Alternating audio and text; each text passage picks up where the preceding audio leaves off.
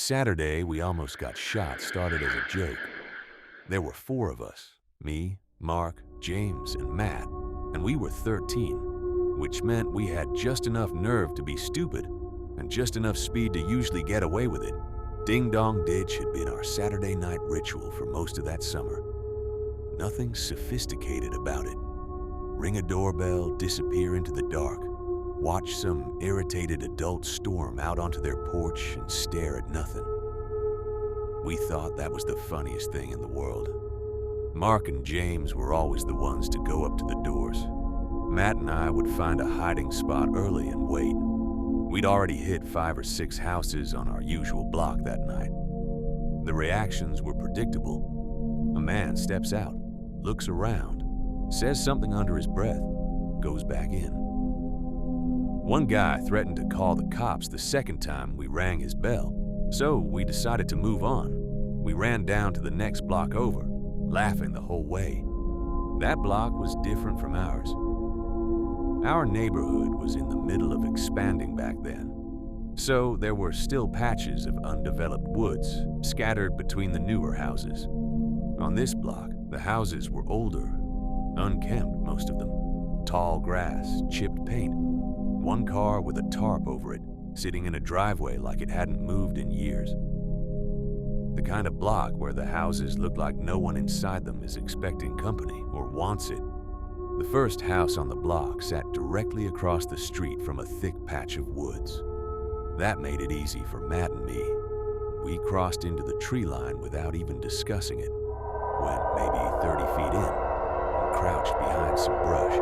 We had a clear sight line to the front door. Mark jogged across the street toward the porch. He'd barely made it back across the street when the door swung open. The man who answered was big.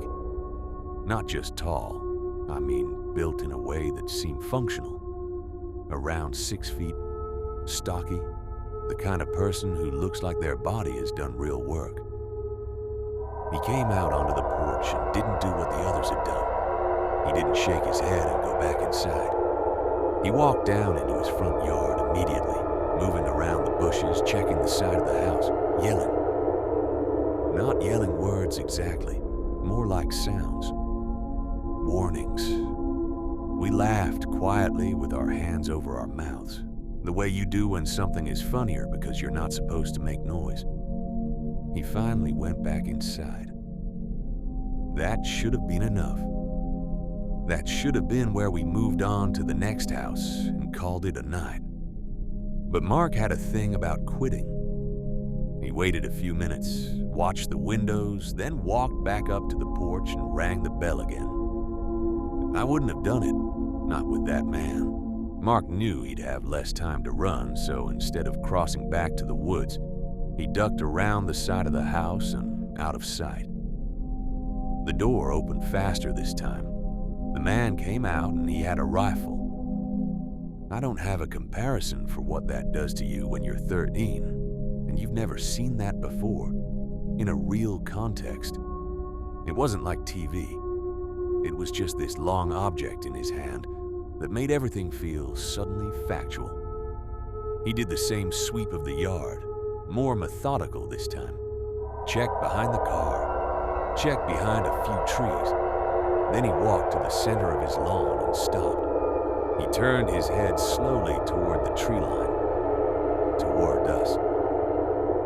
Matt and James and I looked at each other without moving. We lowered ourselves into the brush. I remember pressing my chin almost to the dirt. 10 seconds went by. I counted. And then the man turned and walked back inside. I thought it was over. Then I saw him appear at his front window, standing, still, looking straight out in our direction, not moving at all. That was when I noticed Mark creeping back around the side of the house toward the front door. I don't know what was going through his mind. We couldn't call out to him. We were too scared to move or make noise.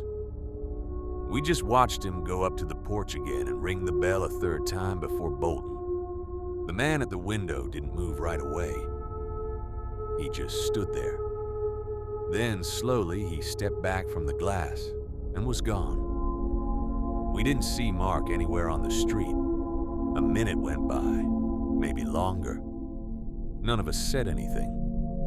Then we heard Mark's voice from across the street, already at full volume, just the word, "run." And then we heard footsteps behind us in the woods, not in front of us, behind. I turned my head and saw the man moving through the trees toward us with the rifle raised. He'd gone out a back way, circled around, and come in behind us. We had been between him and the street without knowing it. We ran. I don't know how else to describe it. We ran the way you run when your body has already decided before your brain is caught up. We broke out of the tree line and tore down the street toward Mark, and the four of us ran for blocks without stopping or looking back. We didn't stop until we were deep enough into familiar streets that we were sure, pretty sure, we'd lost him. Mark told us he'd seen the man slipping across the street into the woods from the other side and just screamed. That was it. That was the whole plan. We never reported it. We talked about it constantly for the next week at school, then less and less after that, the way things fade when nothing bad ultimately happened. But that man had gone around. He'd flanked us deliberately, quietly in the dark. He hadn't just come out angry. He'd been patient. That detail stayed with me longer than the fear of the rifle, the patience of it. I still think about what would have happened if Mark hadn't seen him in time. The house came furnished, which should have been one of the first things I paid attention to. I was 19, first year away at college, and my parents were covering the rent on a small place about 10 minutes from campus. It was nothing impressive. 3 rooms, low ceilings, old carpet. But it was mine, and I wasn't complaining. The furniture that came with it was worn but functional. Couch, kitchen table, a bed frame that squeaked. I didn't ask questions about any of it. I moved my things in over a weekend and settled in. The first few days were fine. Then it rained. I don't know why I connected to the rain specifically, but both times that things happened, it was raining. That first Saturday, I'd been watching TV for a few hours when I heard something drag across the living room floor. Not a thump, a scrape, like something being slowly pushed across a hard surface. I looked around the room, didn't see anything, and told myself it was the building settling. Old houses make noise. And I sat back down. That was the first thing. Later that evening, I was still on the couch when I heard something from the kitchen. I got up and walked to the doorway. In the middle of the kitchen floor, there was a box of cereal, Cheerios, lying on its side with hundreds of the little rings scattered across the tile. The box had been on the counter. I was certain of that. I stood in the doorway for a moment, just looking at it. And then I heard the floor creak near the kitchen table. I looked up and there was nothing there. No one. The creak didn't repeat. I cleaned up the cereal and went back to the couch. I fell asleep to the sound of the storm outside and woke up maybe an hour later to what I think was a thud from somewhere below me. I turned off the TV and went upstairs to bed without overthinking it. The next couple of days were completely normal, and I started to feel like an idiot for being unsettled. Then it rained again. I woke up that second rainy morning feeling wrong, not scared, sick. My body felt like it did the one time I had a bad flu, that deep bone heaviness where you can't quite get warm, and your thinking goes slow and flat. I hadn't been drinking. I hadn't eaten anything unusual. I just felt genuinely terrible in a way I couldn't account for. I stayed in bed most of the day with a trash can nearby, TV on low for background noise. Around midday, I muted the TV because I heard something from above me. The attic door was in my bedroom. I hadn't thought much about it before. It was just a panel in the ceiling with a pull string. But what I heard above it was clearly physical. Not the building settling. Not pipes. 3 or 4 distinct thuds in a row, spaced out like footsteps or something shifting weight deliberately. I got the baseball bat I kept in the closet. I pulled the string, unfolded the attic steps, and went up. There was nothing alive up there. A few old boxes, dust, the smell of something stale and closed off. No windows. I shone my phone light around, saw nothing. Came back down. I told myself it was animals. Squirrels in the eaves or something that had found a gap in the exterior somewhere. That night I woke up to the same sound. I went back up with the bat. I was angrier this time than scared. Tired of losing sleep over this. Tired of feeling sick. Tired of having my own home feel like it was working against me. I pulled myself up through the opening, and before I could get to the light cord, I heard something in the dark about 10 feet in front of me. A child laughing. Not crying. Not screaming. Laughing. Quiet. Short. Like the tail end of something genuinely funny. I was out of that attic in under 4 seconds. I don't fully remember the sequence of movements. I just remember being in the attic and then being in my car in the driveway, having grabbed my keys off the counter on the way through. I called my dad standing in the rain in a t-shirt at whatever time that was and asked him to come get me. I couldn't explain it well on the phone. When he and my mom arrived the next morning to help me pack, I could tell by the way they looked at each other that they thought I'd had some kind of episode. But they helped me pack. They didn't push me to stay. I've thought about it a lot in the years since. The nausea on the rainy days specifically. The scraping sounds. The cereal box. A child in the attic at 2 in the morning, laughing at something I couldn't see. I know what a rational explanation sounds like. I'm aware that buildings settle, and that sound travels strangely, and that my mind was probably not working right from the illness. I've told myself all of those things enough times that I can say them without really believing them anymore. What I believe is that I was not alone in that house. What I can't explain is who was with me. I was 20 when I took the job with Mel, and I needed the money badly enough that I didn't ask a lot of questions. She'd found me through a neighbor who knew my mother. Maid work, essentially. Cleaning, laundry, some light organizing.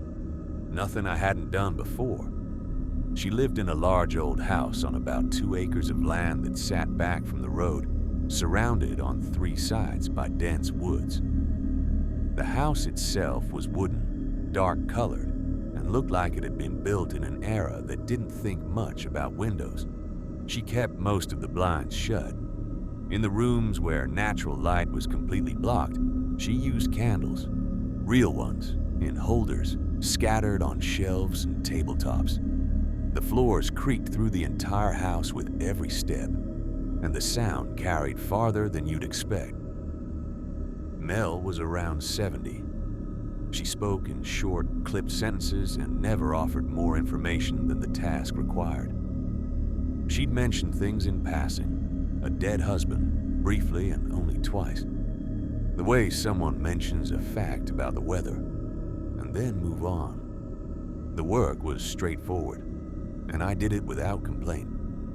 She asked me to stay over for a Friday and Saturday about 2 weeks into the arrangement. The house had 4 bedrooms, and she lived alone, so space wasn't the issue.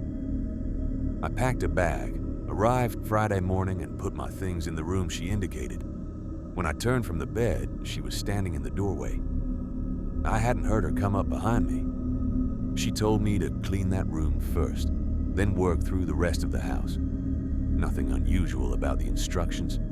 What was unusual was the way she delivered them without making eye contact, and then simply left. I heard her go upstairs to her own room, and for the rest of the day, I heard her walking around up there, back and forth, back and forth. There was no TV in the house, no screens of any kind, and I couldn't figure out what she was doing. The pacing went on for hours. The one thing she said explicitly during my first week was that the basement was off limits. She said it the way you say something you've thought carefully about how to say. Calm, even, but with a weight to it. I didn't go near the basement door after that. I didn't have a reason to. I went to bed early that Friday. No phone to keep me up, no TV. Nothing to do but lie in a creaking bed in a dark room and listen to the old house. For a while it was quiet enough that I almost drifted off.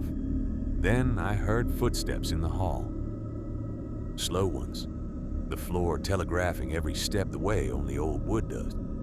They moved past my door, stopped, continued. I told myself it was Mel going to the bathroom. Normal thing. Old woman, old house.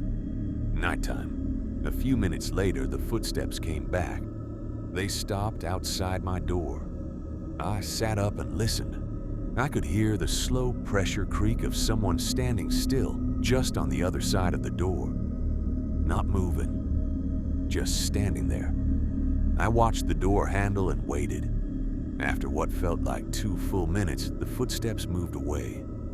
I heard them go down the stairs, and then, from the first floor, I heard a door open and close. I had a feeling, immediately and without logic, that it was the basement door. I lay back down and stared at the ceiling. My heart was moving faster than I wanted it to. I kept my breathing steady and told myself I was overreacting to an old woman walking around her own house at night. She lived alone. She had her own rhythms. None of this was my business. Then, much later, I heard the door open and close again from downstairs. The footsteps came up the stairs, heavier on the way up somehow, slower, and stopped again at my door. This time the handle turned. I dropped back flat and pulled the covers up and closed my eyes. I heard the door open. I heard 2 steps into the room. I kept my breathing as even as I could manage and held everything still. A pause. Then the door pulled shut and the footsteps moved away down the hall. I waited 30 minutes. I know it was stupid. I know there is an argument that I should have just stayed in that bed until morning, collected my pay, and never gone back. But I was 20 and I was lying in the dark, thinking about a woman who paced for hours alone, who kept the light out in half her rooms, who had told me explicitly and carefully not to go into the basement, who had gone there in the middle of the night and come back heavier somehow. Then when she'd gone down, and who had opened my door and stood over me in the dark to check whether I was asleep. I needed to know. I got out of bed, moved to the door, and eased it open. The hallway was dark. Every step I took announced itself in the floor, no matter how carefully I moved. I made it to the stairs, went down, and crossed to the basement door. I put my hand on the cold metal knob. I opened it. I found the light switch and flipped it on, and went down the stairs one at a time. I made it to the bottom step and stopped. There were 2 wooden chairs in the center of the basement, facing each other at a slight angle. In each chair was a person. My brain tried to file them as people for about 2 full seconds before it couldn't anymore. They were dressed like people, one with a beret, both with wigs, but they had been dead for a long time. I don't know exactly how long. Long enough that the word corpse felt too gentle. Long enough that something was moving on the surface of one of them. I stood there longer than I should have. Part of me was still trying to find an explanation that made this reasonable. Old mannequins, maybe. Props.